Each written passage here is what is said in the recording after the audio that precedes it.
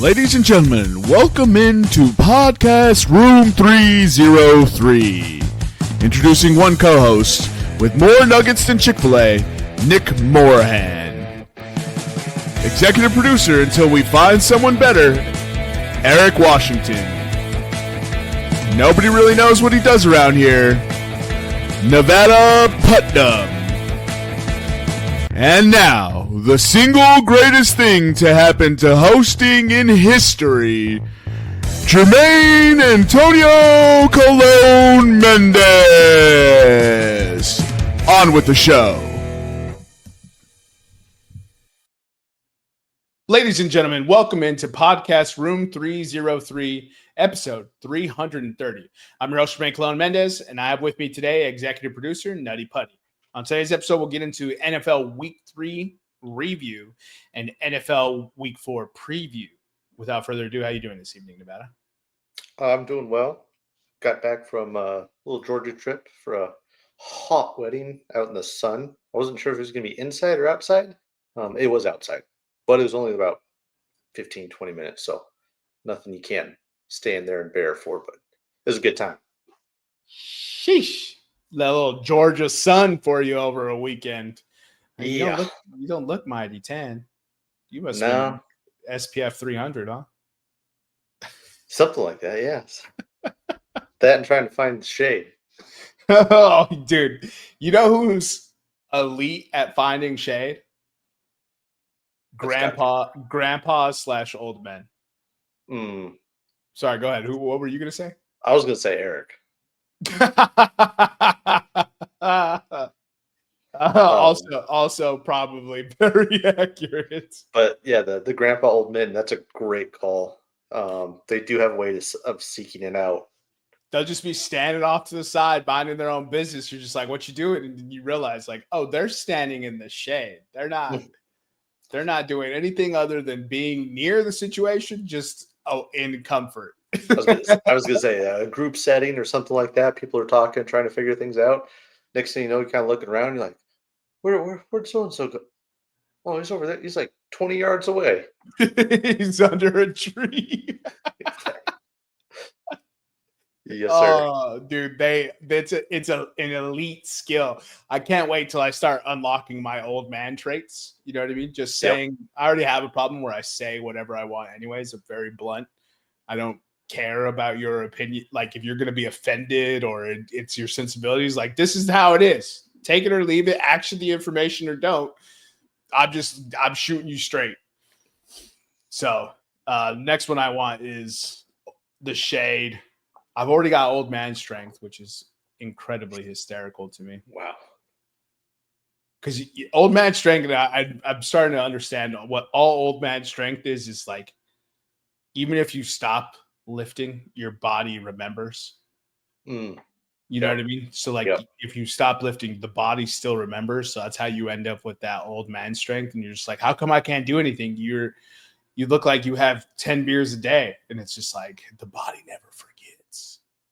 The body's just like, this is new homeostasis. This is it. This is your new normal. We're not getting better. We're not getting worse. We're just going to sit right here and take care of business. I haven't heard that buzzword in a long time. New normal. Remember when that was everywhere? Oh, yeah. Yeah. New normal. Okay, what was the other one during that time? Social distancing. Social distancing. God, these buzzwords. What's the? Oh man, it's like, trust the science. Trust the science is the other one. Trust the science. Turns out we shouldn't have trusted it. Yeah. History is fun looking back on it. You know, you can figure out where things went a little sideways here and there. Yeah. Like, why would you think doing X, Y, and Z? Well, I don't know. Some people talk louder than others. That's really what it is. And it's some people talk louder than others, and then everyone thinks they're right. Mm-hmm. There's no room for anyone to be incorrect, so everyone thinks they're right. And then that just creates a polarization of everything. Yeah. Yeah. Like, I'm glad we're mostly kind of sort of past it. if you say so. I They say that might have been right about that new normal. yeah. Yeah. It definitely is new normal. Yes. Yeah, everyone's fucking insane now, dude. Oh, that's enough of that. There's reporters who cover the Saints, right? So I follow a majority of them, Hmm. and I listen to podcasts that are only about the Saints.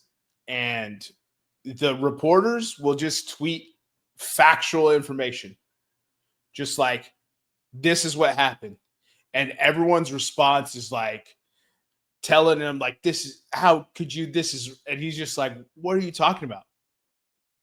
He put he's like this what will it take for the Saints to be competitive, because we just got beat by the Seahawks. But that was like an odd game because it was all special teams, and we'll get into it when we get into the NFL. But they were like they're like, oh, we haven't been competitive at all, blah blah blah. And I was just like, we could have won the first two games on the last play of each game. In the how's that not competitive? You know what I mean? Like that's what the reporter responded with, and I'm just like, Jesus Christ, these people are a mess. Have you seen that, I guess, stat regarding the Giants in the last 10 seconds of their games, in regulation games? Yeah. They have been subject ugh, they have been victims of 60-yard plus field goals at the end of their games to either lose or to go into overtime and then lose. In For all 4 times in the last how many? 3 weeks. Because their second game went to OT off that Brandon Aubrey 64-yarder or whatever, How could it be 4 times in 3 weeks? because there was two in week two. Oh, Aubrey got him twice. So they're Uh, counting the overtime kick that won the game as in this stat, right? yes, I believe so. Could No, you they got the break speed off of him by the Chiefs in let me see if I can pull it oh, up. was it oh, Harrison Butker kicked it before they went to halftime though. I'll see if I can find it again for you. Sorry, I probably shouldn't have beat this into the ground. It's probably a little overkill for this. I could have also explained it incorrectly. But they are victims of 4 of them. If I can just find it. Oh, here, I think it's this one. Yes. No, it doesn't say. Okay, so I think they just didn't say what the years were, but since 2017, there's been 25 field goals of 60 plus yards made in the NFL. 4 of them, which equate to just under 20%, have come as time expired in the fourth quarter in a Giants loss. Okay.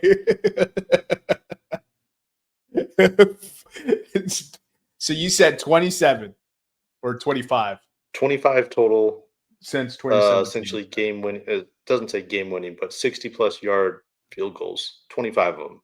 Giants have let up 4 of them in the fourth quarter as time has expired.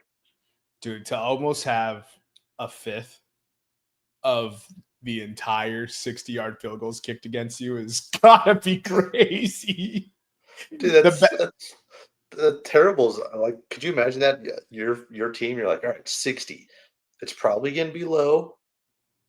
Jump up, cause a little bit of a havoc for the angle of the kick, and we should probably get out of here with a W. Should maybe. Not today, sucker. Yeah. All Tough right. time. You remember timestamps, right, Nevada? I sure do. As of 5 seconds ago. All right, bet. Let's go ahead and get into a head-to-head review. So last week, obviously we didn't post a podcast last week. Everyone was out of office. Took a little random break for week 3 of the NFL season. Last week, went about as expected. Nick and I both went 0-3, bringing me to 36-75, 20.34 units up on the season. Nick is 42-69, 34.86 units up. Nevada went 2-1. He continues to believe he can bet NASCAR. Had a Travis Etienne anytime touchdown and Joey Slye 2+ field goals made. 50-61 with plus 63.28 units. Eric went 1-3, all anytime touchdowns. Judy and Kamara let him down. AJ Brown scored in that comeback win against the Rams. Eric's 45-66 on the year, plus 42.39 units. Comments, questions? Gonna have to be careful here because we're getting closer and closer to basketball season. Eric might start sprinting towards the finish line here.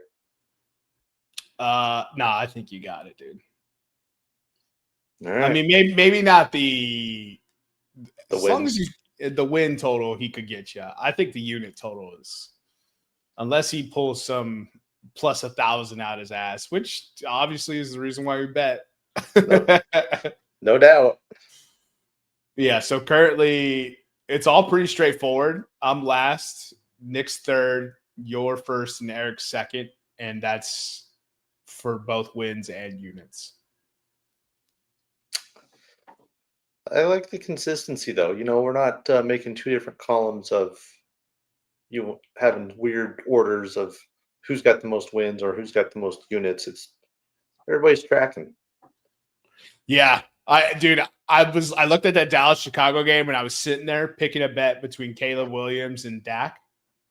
And I was like, one of them's throwing for 303 in this game.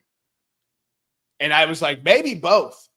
And so I chose Dak and it ended up being Caleb Williams. Caleb Williams, 298 and 4.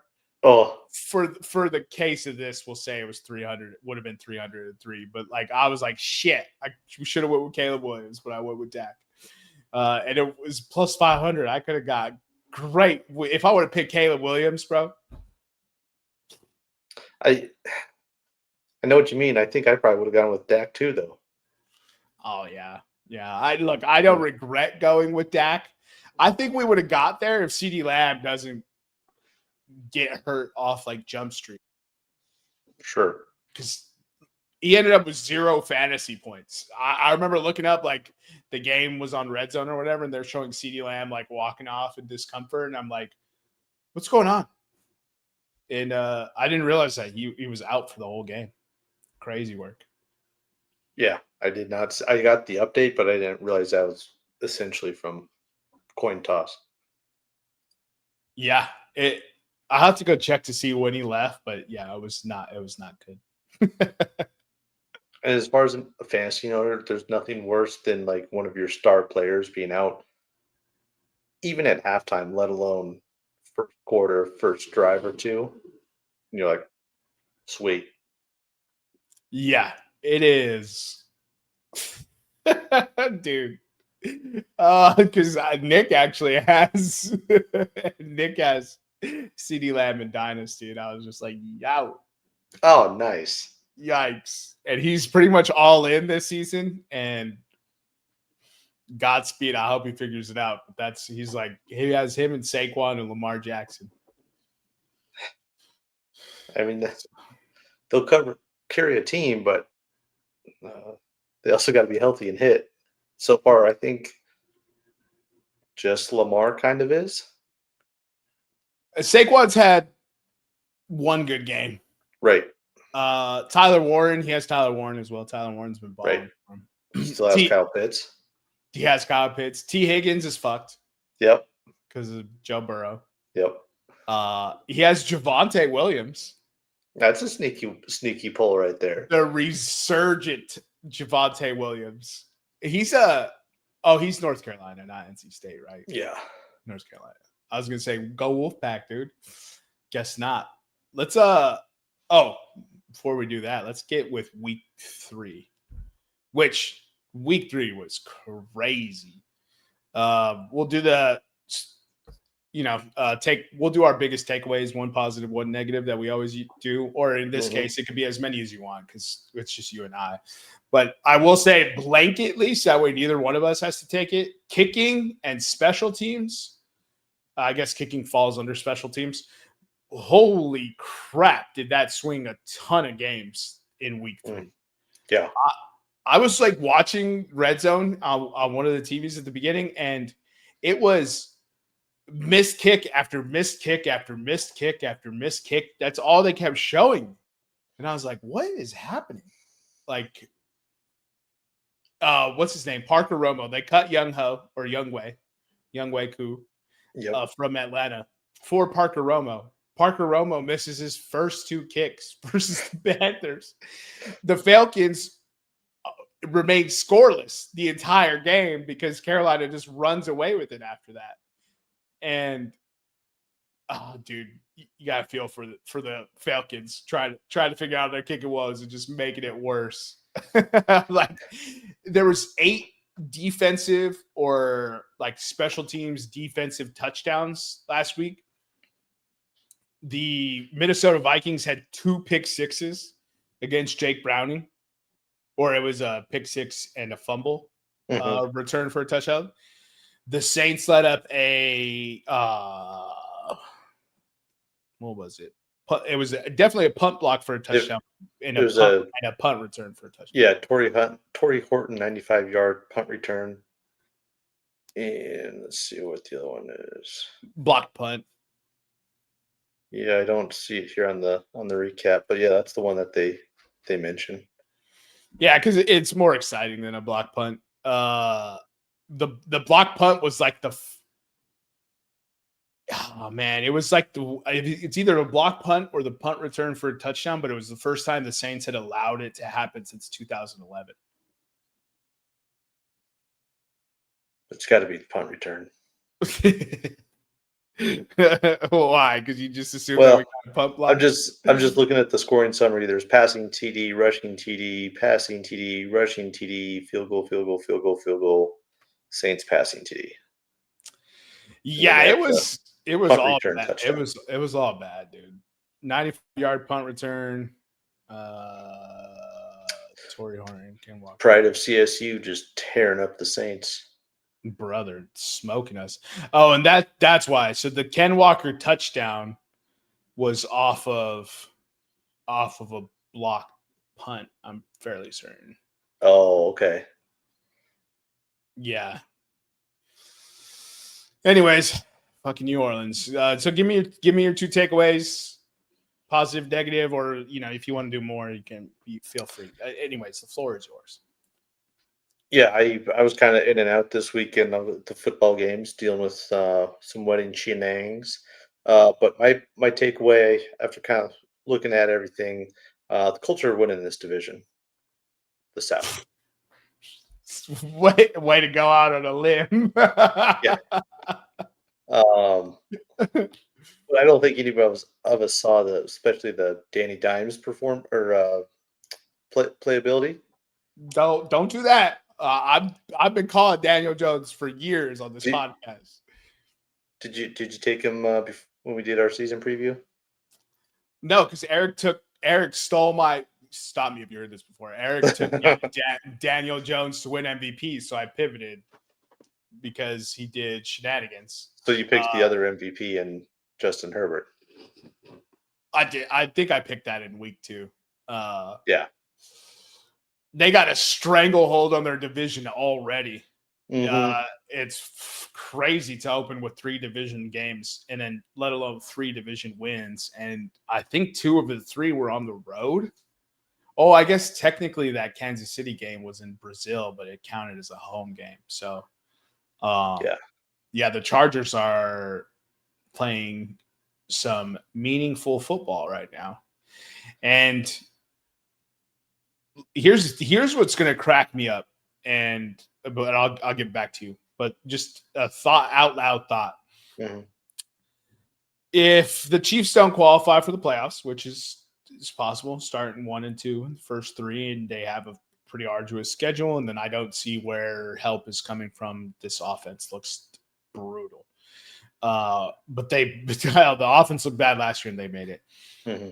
What happens if we get to a postseason where Patrick Mahomes is not there? Josh Allen and Lamar Jackson now have the easiest shot of making a Super Bowl. And I have to sit here and talk about how Justin Herbert beats Lamar Jackson and Josh Allen and makes the Super Bowl.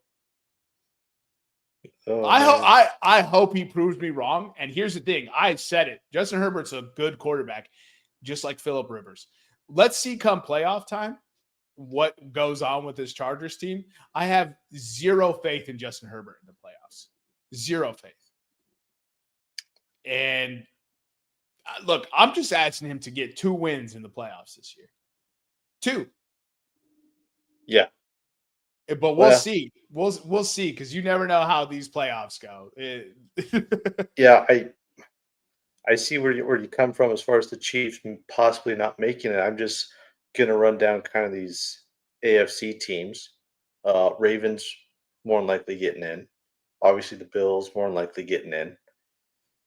The Chargers, Colts, and then who do you want? Broncos, Jags and Steelers. Broncos. Think Jags will be able to keep it up? I do. I actually like the Jags for some reason, which is crazy to say out loud. Maybe don't record that spot. Maybe the Bengals if they can figure it out a little bit. Nah, Bengals are cooked. Steelers, however. Yeah, Steelers had 2 good games and 1 bad game. Yeah, the Steelers are the Steelers are the Steelers, and they're going to Steeler their way into the postseason. I hate to break it to you, dog. But yeah, there's really not a lot of outside of those 3-4 teams. I think it's pretty wide open. I think you got the Bills, Ravens, Chargers, Colts. At least right now, as like surefire playoff teams. But the Broncos have lost some heartbreakers. The Broncos are a good football team. But this is exactly what I saw happening. I saw they don't have any reliable weapon. And the mirage that is Cortland Sutton from last year, he just I don't know what to tell you. He caught touchdowns and that was about it. But I don't trust any playmakers on the Denver Broncos, and you're seeing it happen. Well, more so it's Nick's right now. If you look at the misses he had with his receivers and the weapons, they were just off the fingertips because he's overthrown them by about that half yard. But it's kind of the same thing with Broncos this year as it was last year. They don't have a killer instinct. Does not exist. I believe now their record is 1-10, possibly 1-11 against teams above 500 since last year. God damn. Now you can go back and say, hey, those games that you lost were 1-possession games. They were a blocked field goal, a dumb penalty on the Colts game, stuff like that. So it's like you are right there. Well, that's where the killer instinct comes into play. To quote our 2 executive producers, a loss is a loss. Yeah. You do not make those mistakes. You make, like the Chiefs have had that for however many years, right? They've been able to get those close games onto their ledger. This year they're having a little bit of issues with it, but that is something that the Broncos have been severely lacking the last 2 years. And I don't know, obviously you can find it at some point. I just don't know if they will. Yeah, no, it's definitely a concern. Bo Nix under pressure looks terrible. Mm-hmm. And all offseason, I had to listen to how good the Broncos' offensive line is. They can barely run the football. And Bo Nix seems to be under fire constantly when I watch these games. So is the offensive line good and he's holding the football too long? Yeah, absolutely possible. I haven't watched Broncos with that much detail to sit here and tell you that. Is J.K. Dobbins legitimately that good? Because I just feel like he just puts up stats, but he's not actually that good. Does that make sense? I can't remember what the exact stat was, but since he entered the league in 2018, 19, something like that, he actually leads the league with, was it yards per carry before contact or after contact, something like that. Or maybe it just could flat out be rushing average, but it's somewhere around 6 yards. Obviously, his big thing is injury history. The dude cannot stay healthy. Yeah. We're seeing that. I mentioned it, Broncos specifically, when we were talking about uh, the preview. The Broncos would or could live or die by their free agent signings and the health they have. Well, Drake Greenlaw has not played a single snap. He is currently on IR. Yeah, he was placed on IR leading into this week, wasn't he? Yeah. So I think at least another 4 games then. Right? Yeah, I think it was yesterday. So I think he's missing now the first 7 games guaranteed. Evan Ingram, outside of his first game where he had 3 or 4 catches, he has had back issues. I think he has now had 3 or 4 catches in 2 weeks total. So you're not getting production from that free agent. You are getting production from Hufunga and He's J.K. good. Dobbins. Yeah. My concern is J.K. Dobbins at some point. He will inevitably get injured. That's just his track history. He can't break that mold. It's going to happen. It happened to him last year in L.A. It's going to happen again. You just hope it's not something severe enough where he's out multiple weeks, maybe just a week or 2, but it will happen. Yeah, I guess I'm waiting for the other shoe to drop. I mean, he scored a touchdown in 3 straight weeks, so maybe I'm just being overreactive. But one quick question for you, or maybe it's not quick, but a question for you, and then we'll probably get into the actual. We'll get into week 4 slate. But there's 2 divisions with 2 0-3 teams. One of them is the division that I continuously say is the worst division in football, but for some reason they always want to pick the NFC South. But who's better, the New York Jets or the Miami Dolphins?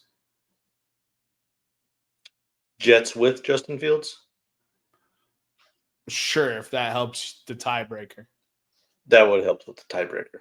I would go with the Jets. You would go with the Jets because Justin Fields on the Jets, so I like, yeah. Well, So yeah, but he was out. He was out last week, so I wasn't sure if we were talking present day constructed or what they should be. I mean, he's still on the team though, right? I'm not talking about Tyrod Taylor rest of season. I'm not. Obviously, nobody's picking that team, right? Obviously, I'm just thinking like I'm not going to put 0-3 necessarily squarely on Justin Fields. I mean, yes, he was 0-2, but that Miami team has been the same Miami team the entire year. All right, and then who's worse, the 0-3 Houston Texans or the 0-3 Tennessee Titans? Worse. That's what. This is the one I really wanted to ask about because that's an interesting question. I'll put it this way. Decent little professional podcast segue. I am not touching that game in week 4. Yeah. I would anticipate I have my expectations for the Texans are up here, and they are clearly not meeting it. The Titans are low to mid grade, and at this point, I think they're kind of meeting it. I think at some point this year they will be exceeding it. So that's a hard one to answer. You got to pick rest of the season. Which team would you rather bet on? Oh man, bet on. Yeah, just like bet on being better. I'm not talking about like actual bets. We're most likely not betting these teams. I'm gonna say the Titans finish ahead of the Texans. Houston, Texans to finish last. Oh, can I find that bet? Okay, do they offer that kind of? I haven't seen anything from the Texans where I'm like, oh man, they just got snake bit. Like there are just bad games, bad series. The offensive line continues to be tough. I mean, we'll see what happens when Joe Mixon comes back, if he can help out. But at this point, I feel like the Titans are much more, they're excited in themselves way more than the Texans are. And I think that's where I give the edge to the Titans. Yeah, it's And Cam Ward's a leader. He's a winning leader. Like, he's proving that time and time again. Granted, he had a bad game this past week in week 3, but I have no doubt that he's going to put in the time and work to sort those issues out. It's just the kind of guy he at least he gives off to public and media. So Cam Ward threw 3 games, 506 yards, 2 touchdowns, 1 interception, 23.4 QBR. I want to look up his completion percentage. His completion percentage is 54.5. Ooh, it's up from the 43% after the first 2 weeks.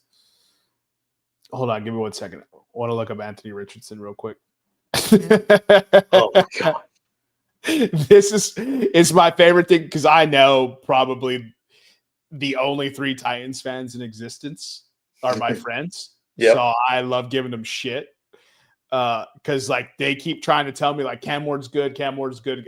I have not seen it. It looks awful, and 54.5% is brutal. It's terrible, and that's up from the 43 after the first 2 weeks. Mm-hmm. And here's completion percentage for Anthony Richardson in 2023 was 59.5%. Last year was 47.7%. And I'm like, and this is why I'm like, how are people saying all these good, positive things about Cam Ward? Like, I don't know if I'm watching the same shit. You know what I mean? Like, maybe I'm just tripping, and I'm like not evaluating properly. But to me, it seems pretty obvious that Cam Ward is not that good right now. I'm not saying forever. So But would you rather have Richardson or Cam Ward for your team? Oh, dude, I don't want Richardson. No chance. I don't want Even Cam though Ward either. God, give me Tyrod Taylor, dude. can't argue with that. Look, it's 3 games. I can't overreact in 3 games. I am just saying every time someone talks about Cam Ward, it's glowing and positive, and I'm just like, I don't see that. I'm not saying it's all doom, gloom, negative Right. at all. I'm not going to sit here and spend time bashing the kid. But to sit here and everyone's just like, well, Cam Ward this and Cam Ward that. I'm like, dude, Cam Ward has not done much of anything. And I get the Tennessee Titans are a bad program right now, and that's why they drafted 1 overall. But it's also like, I'm not seeing him make throws. Like one of his 2 touchdown passes was absolutely, a coach would get mad at any quarterback for throwing that ball. Yeah. For the way he threw that touchdown. Was it awesome? Is it a dope highlight? Will it be in his package forever? Yes. Awesome. Glad it worked. But let's not act like it was a good play. Yeah. If anybody is saying that is giving Cam Ward glowing reviews, they're insane. That being said, I think he's fine. Like, I'm not seeing this and being like, oh my God. I feel better about Cam Ward than I did about Caleb Williams this time last year. Oh, that's crazy. The Bears started 4-2 last year. I was never a Caleb Williams guy. That's because everyone dislikes Caleb Williams. This is to say you've seen more from Cam Ward than you did in Caleb Williams. I didn't say I saw more. I said I've liked what I see from Cam Ward more than Caleb Williams. That's what I just said. But okay, you said I saw more. Semantics, whatever. Okay, look, that's crazy. The Bears were 4-2 last year, and before that Hail Mary that completely imploded the team, Caleb Williams looked good. That's what, like, no way. I have not seen the level of play from Caleb Williams. I have not seen that from Cam Ward. But again, a lot of people dislike Caleb Williams, and he makes it impossible to root for him. So and it's not a hill I'll die on. I'm not like a huge Caleb Williams. Like I'm done. I've already been making fun of him this season myself. So I just think he's better than most people say he is. And I think right now Caleb Williams leads the league in passing yards. Passing. No, I'm tripping. I'm tripping. I think Herbert might be up there. It is Herbert. So it's Herbert, Geno Smith, Daniel Jones, Dak Prescott, all above 800. Then you have Drake May, Russell Wilson, Jared Goff, Josh Allen, Matt Stafford, Lamar Jackson, and Caleb Williams, all above 700. Russell Wilson above 700, huh? Well, he had 450 in one game. So I was going to say, I know exactly which game he got all of his yards in. Yeah, Caleb Williams is tied for second in touchdown passes right now. He's only got one interception. He's only been sacked 6 times. His QBR is 66.7. Like, yeah, dude, Caleb Williams. The problem with Caleb Williams' rookie year is kind of the same thing that Arch Manning's having now, and this will be the last thing, and then we'll get into the slate. But the expectations were crazy because they had DJ Moore and Rome Odunze and Keenan Allen. You know what I mean? They had DeAndre Swift. They brought him in, like the defense, the Eberflus. That everyone forgot to talk about Shane Waldron being their offensive coordinator and how he's just the drizzling shits of all offensive coordinators. And, and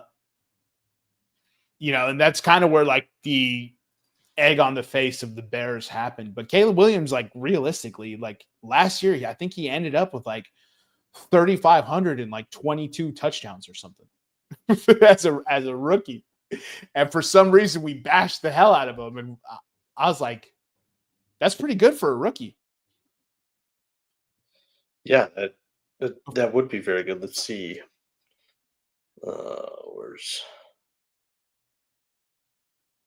his rookie year? Come on, give me the year. Rookie year, he ended with 3,500, 20 touchdowns, 6 picks. Where's completion? 62% completion percentage. Yeah, and this is what I'm saying. Caleb Williams is easy to dislike and root against, and I think that's where people are getting caught up in. He still had a pretty decent rookie season. He was sacked 68 times. Yeah, 68 is crazy, bro. Ugh. That's why I highlighted the 6 through 3. Like that's crazy, dude. Ugh. Dude, yeah. 68 in 17 games is absolutely insane, bro. That's 4 a game. Yeah. That's 4 a game. So that's why, like, he has 6 through 3. I'm like, he's cut that bitch in half. Yeah. Oh, man.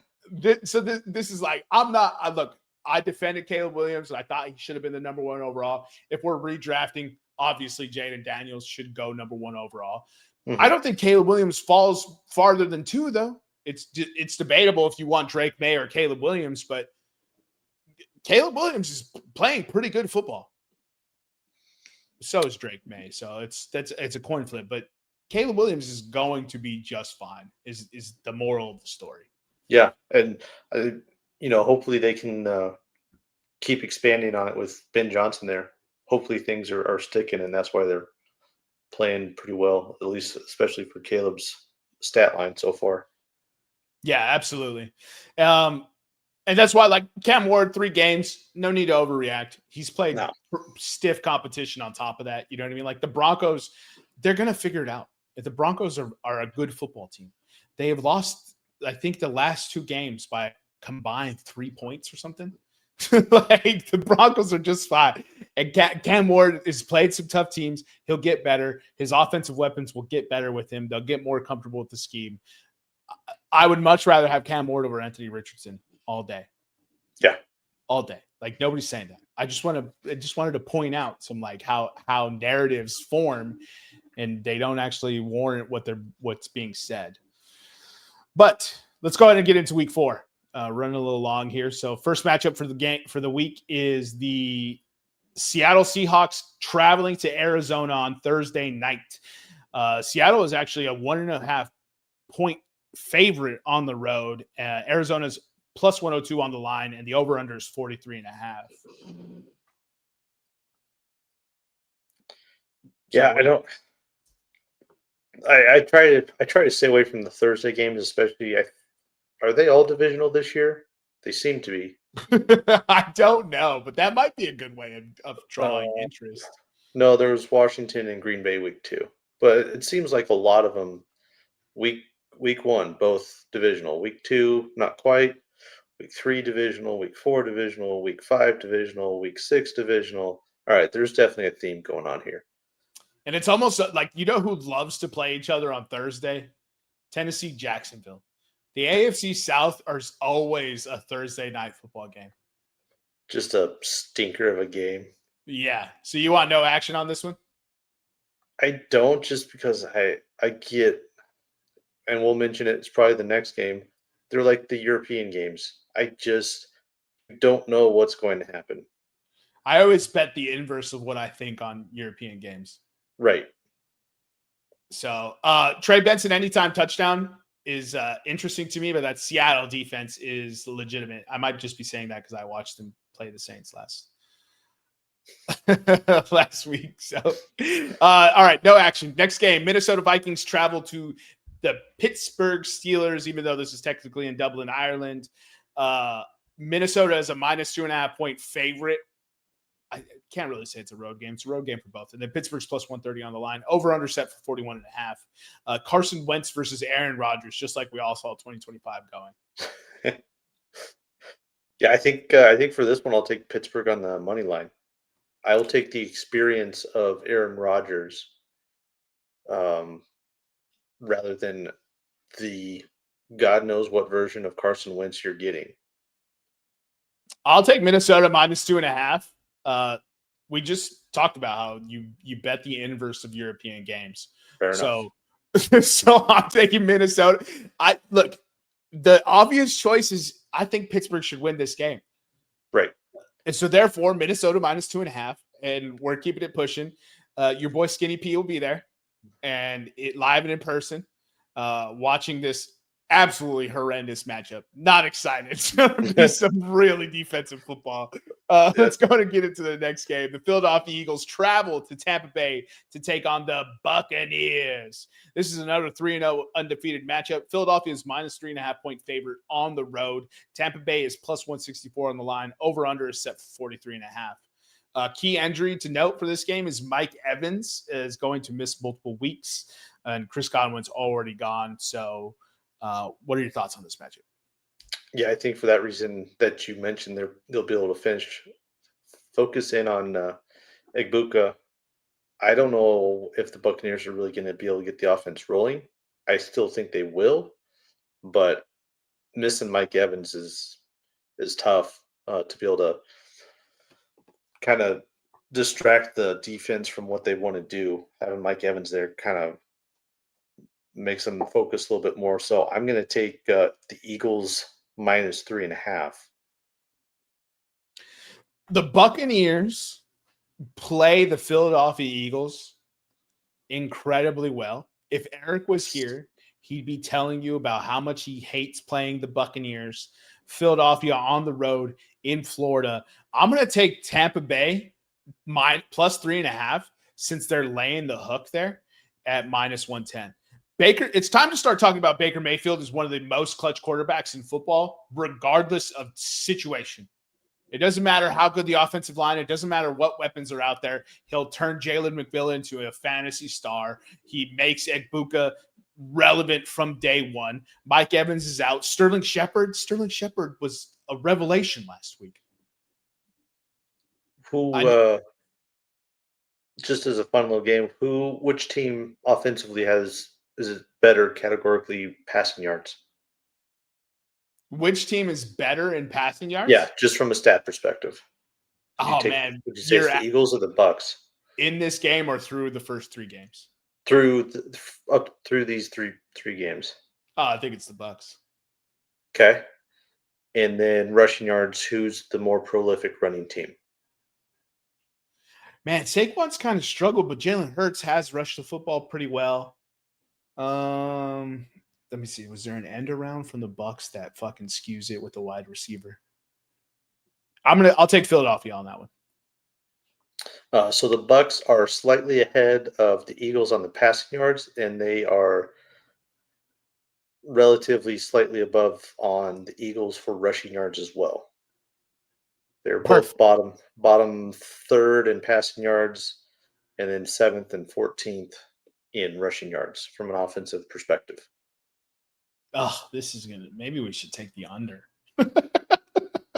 Uh, Score Philly's at about 26 points a game. Tampa's right at 24 points a game. Oh wow. Defenses give up 21 and 22. No yards, but they have all that. That's crazy. All right. I mean, we're at Efficient. odds. We're at odds in the first two games that we took bets in. So it's going to be a very interesting week. Someone will be right. Chargers at Giants. The Chargers are minus 6.5 point road favorites, and the New York Giants are plus 240 on the line. Over under is also 43.5. Yikes! There's not a lot of points in this week.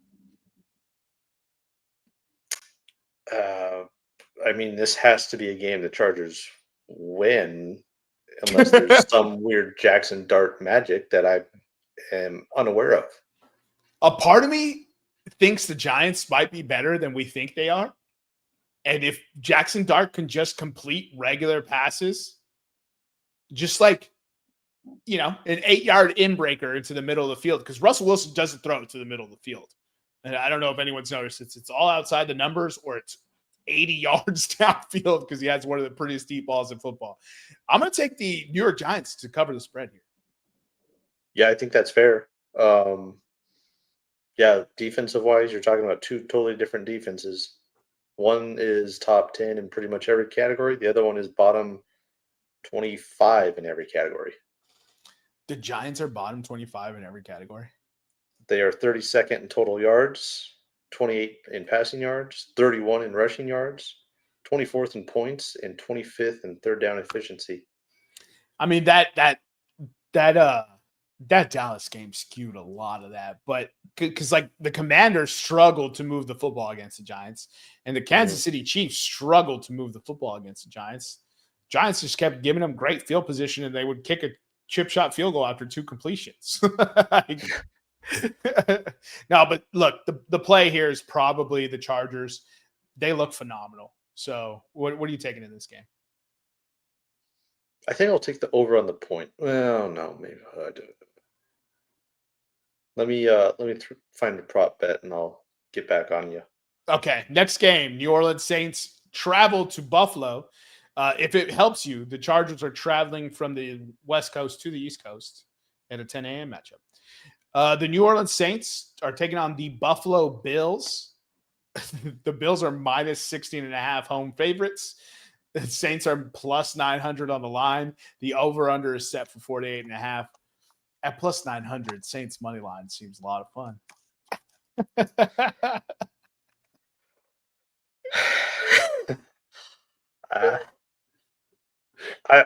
I'm pulling for you, but this man. So I'm look, staying away from the spread. That's an insanely huge spread for NFL. Okay, I was about to ask you if I could interest you in the spread. No, we're talking 3 possessions. That's exactly it. It's 3 possessions. Were the Saints going to go to Shuck? I heard rumblings they were thinking of going to him this week. I don't think we are. You don't want to throw Tyler Shuck into a game versus the Buffalo Bills. I don't disagree. Also, Spencer Rattler hasn't been bad. Bro, Okay. we had a blocked punt and a punt return touchdown that blew the game wide open. That completely changed the rhythm of that ball game. That's a 14-point swing after they scored a 12-yard touchdown to JSN already. It was 21-0 before you blinked. in that first game. That's one of those games you kind of just throw out the window. It's like, do you think an NFL football team ever should be a 16.5 point dog? And more often than not, you're probably saying no. So I'll take New Orleans spread. Fuck it. Yeah, I mean, I guess to Vegas's point, the Buffalo offense is top 5 in every major category offensively. Yeah, they haven't come up against a buzzsaw that is the New Orleans Saints, dude. We're about to see that buzzsaw is dull or if it's got a few nicks in it still. For those taking notes at home, Nevada took Keenan Allen anytime touchdown plus 155 and has no action on the Saints game. Let's move into Cleveland at Detroit. Detroit is minus 9.5 point home favorites, and Cleveland is plus 360 on the line. Over under set for 44.5. I'll take Cleveland at plus 9.5. Although, dude, Detroit looks phenomenal. What do you? I don't know. I can't take Cleveland. I already took the Saints. It's too much glutton. I'm gonna go with the two-headed backfield in Gibbs and Montgomery again. Anytime touchdown, they are parlayed at 190. Gibbs and Monty anytime touchdown plus 190. All right. That Cleveland Browns spread doesn't interest you? Washington travels. Sorry. I was going to say this might be, let's see, what game did they have? Is it week 3? They beat the Packers last week. 13. Yeah, I was thinking of the Lions. They had one where it was like, oh, there it is, against the Bears, 52-21. It might be a game like that. Dude, the Cleveland's defense is much better than the Bears. But yeah, it has the hallmarks of that as well. Yeah, if this game was in Cleveland, I'd be concerned spread-wise for the Lions. But they're playing in the Dome. Nah. All right, Washington travels to Atlanta to take on the Atlanta Falcons. Washington is actually minus 1.5 road favorite, and the Falcons are plus 102 on the line. Over-under is 44.5. Yeah, I'm not sure. Let's see, they still got Jaden Daniels still questionable with a knee injury. Scary Terry's questionable with a quad injury. I don't know. I just don't. There's not a whole lot there for me. I think, you know what? Give me the Falcons on the money line. Oof. They just got skunked against the Carolina Panthers, though.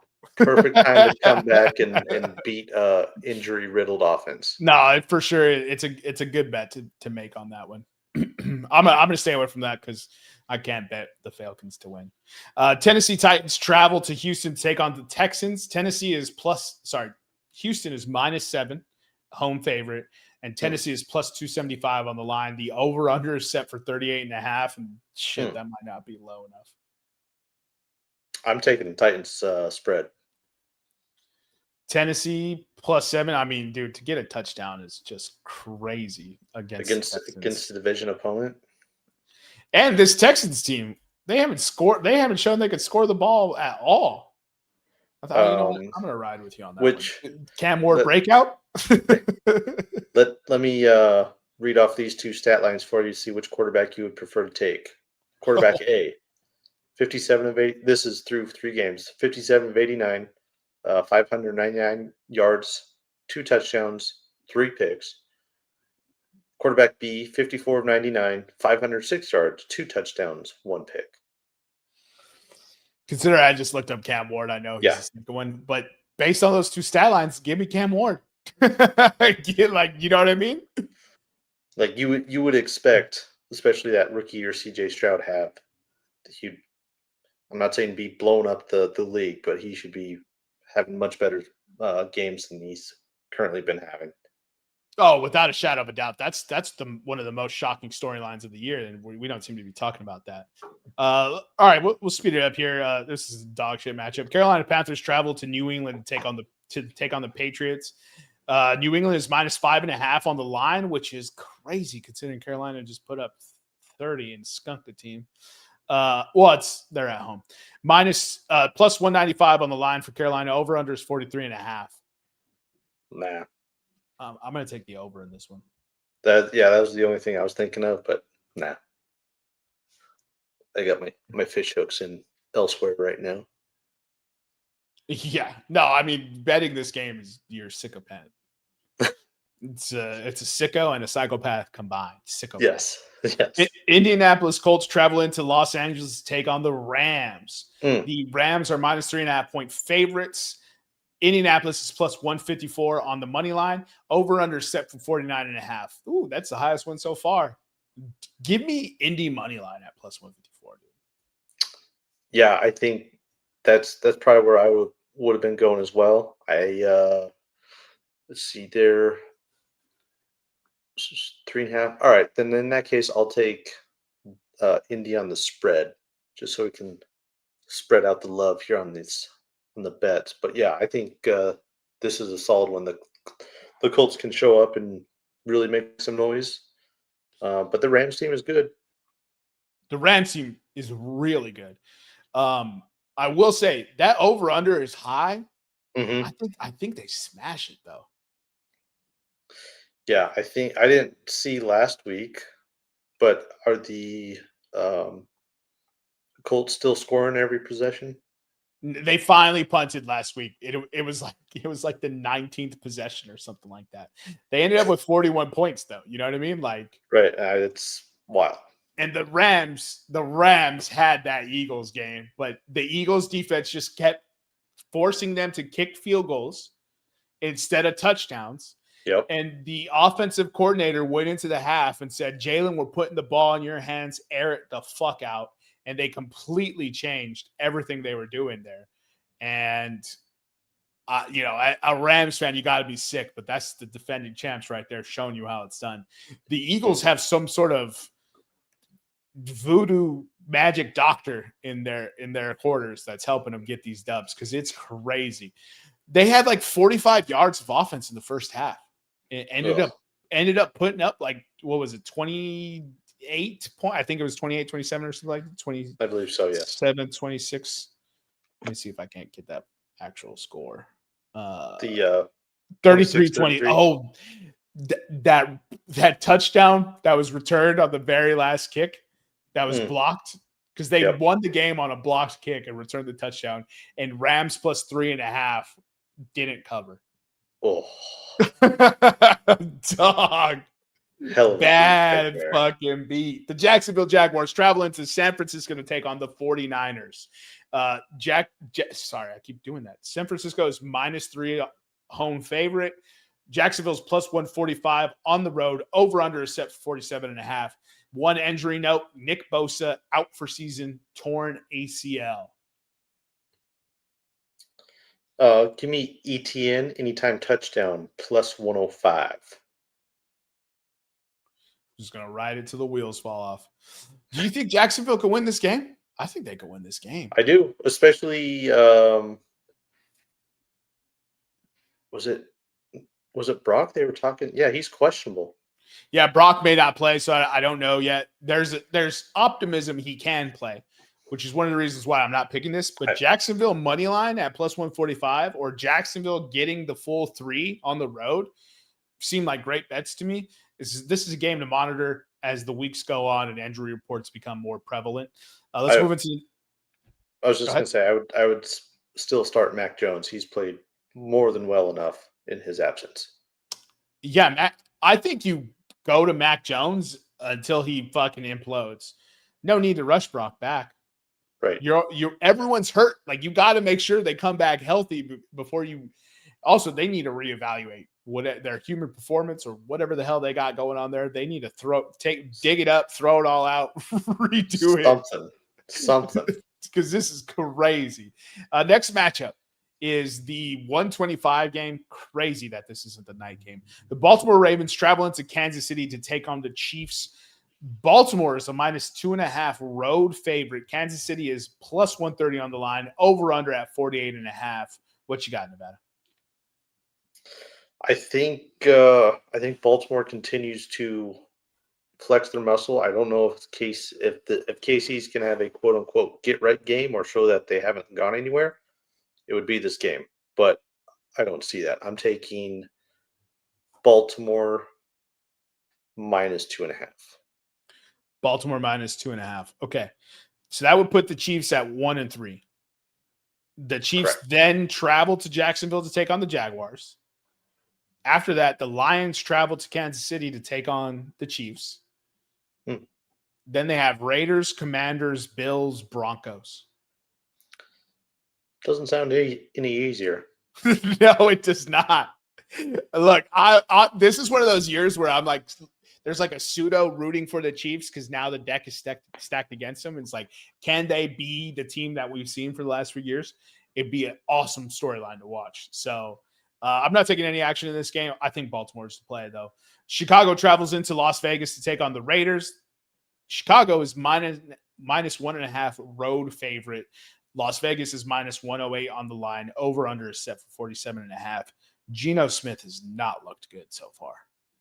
Geno Smith has been Geno Smithing. Hot, cold, cold. Who knows what you're getting out of him? And you don't trust Caleb Williams, so you taking Las Vegas money line then? Well, I ain't taking anybody in this game. All right. Let's move into the Sunday night game. I guess this is why the Chiefs Ravens wasn't the Sunday night game. The Green Bay Packers travel into Dallas to take on the Cowboys. Green Bay is -7 road favorites. Dallas is plus 275 on the line. Over under is 47.5. Important quick note, no CeeDee Lamb. I'm taking the over because Dallas defense might be the worst defense in football. And Green Bay's shown that they can move the ball. But I don't know. What do you think the Micah Parsons prop bets are going to look like? I just looked them up. They don't have the defensive props up for them for that game yet. I don't know. It's tough. I would take Micah Parsons plus 1.5 sacks easily. Plus 1.5. Okay. Oh, sorry. Over 1.5? Over 1.5. Yeah, plus 1.5 doesn't really make sense, but yeah. Yeah. I guess plus 1.5 does make. Anyways, it doesn't matter. I know what you're saying. Yeah. Doesn't matter. Look, 1.5 or more sacks for Micah Parsons. This is going to be fascinating to watch. I won't be watching it, but it's going to be fascinating. It's going to be a very interesting game. A part of me wants to bet like Dallas plus 7. Yeah. I think Dallas could win this game. I think that's an easy bet if CeeDee's playing. Yeah, and that's one of the reasons why I'm staying away from it. If CeeDee's playing, I think Dallas can win this game. I think we may have overinflated Green Bay after the first 2 weeks. Okay. Especially to put up 10 in Cleveland. Mm-hmm. That's crazy. Mm-hmm. It's just crazy. -7 is a lot, but Green Bay is a good football team, and Dallas is down a star, so it's probably a safe bet. Let's get into the final 2 games of the week. Monday Night Football. We have the New York Jets at Miami Dolphins. Miami is -3 home favorite. Over-under is 45.5. Jets are plus 124 on the line. I'm making short for you. I don't want anything to do with this game. Ditto. All right, let's move to the next one. Cincinnati Bengals travel to the Denver Broncos. Denver Broncos are -7.5 point favorites. Crazy for how bad that offense has looked. Over-under is 44.5, and Cincinnati's plus 310 on the line. Jeez. Yeah, give me Cincy plus 7.5. It's a little too much, bet. Isn't it? Yeah. Easy bet. Yeah, I like the Broncos to win this game. That's crazy though. I'll ride with you on that. Cincy plus 7.5. Like, and this will probably be the Denver Broncos offensive get right game. So that'll be pretty funny to watch. But I haven't liked what I've seen from the Broncos yet. I was going to say when we were talking about earlier, I guess the one thing I hold out hope for is that we've seen the last couple of years with the smaller preseasons, the Broncos' first offensive unit played like a grand total of 8 snaps together in the preseason. So you kind of, as a fan, hope that maybe this is just they're now getting out of their preseason mode and lack of chemistry. So yeah, this could be the game where they start clicking. But until I see it, Not thrilled about anything that I'm seeing on the offensive side. No, yeah, 100% I agree with that. That wraps up our slate for this week. Any last prop bets? No, nothing there. I would ride that Michael Parsons prop bet though with you. Yeah. That's a good one. Yeah, plus 1.5. Because like one, I think he gets a half sack. He probably does get. So like 1.5 is kind of a perfect number. That's definitely a bet to watch. I don't think I have anything else though. No.